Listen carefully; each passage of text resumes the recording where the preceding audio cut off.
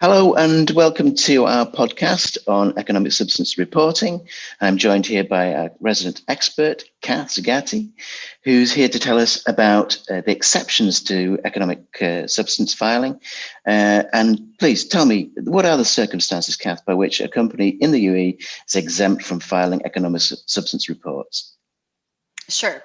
But before going into details on the exempted licenses, I wanted to start by saying that firstly, one should check whether the entity has carried out a relevant activity during its previous financial year. If not, this means that the entity would not have to submit a notification or a substance report with the Ministry of Finance. Okay. Now, if however, the entity has carried out a relevant activity, then we'll have to assess whether the entity is exempt. We have four circumstances in which an entity can be qualified as exempt.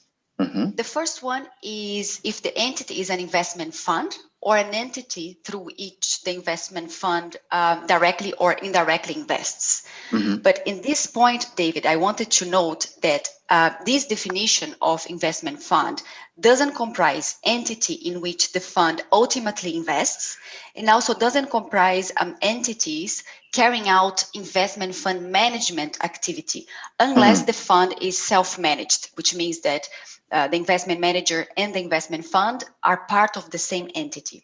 I see. So an investment fund is not in itself a relevant activity, but the management of the fund is. Exactly. Okay, got you. Yeah.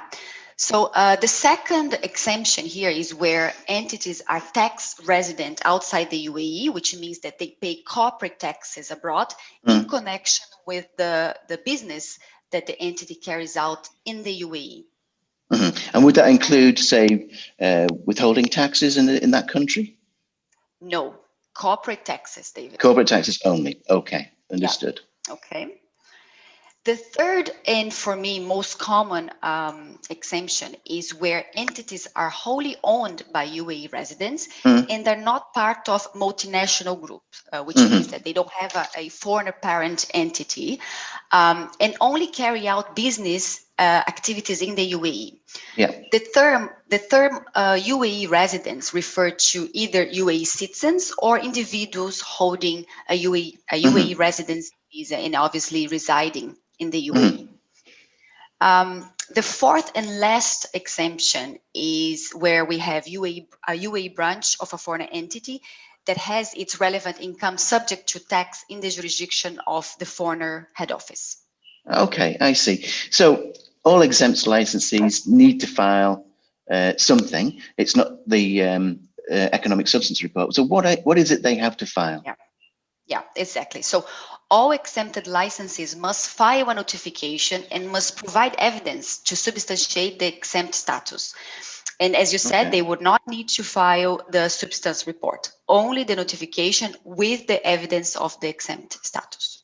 Okay, I understand. So what is it our team can do to support the UAE business community when it comes to exempt licensing? Yeah, so our team will assess the entity and prepare a diagnostic report outlining whether the entity falls out or within scope. And if the entity falls within scope, then whether the entity can be qualified as exempt, as we just discussed.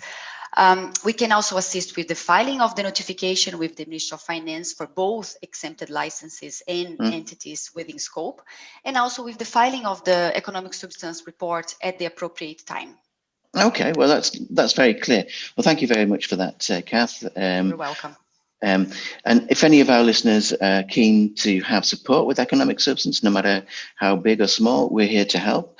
But until then, thank you very much and goodbye. Thank you.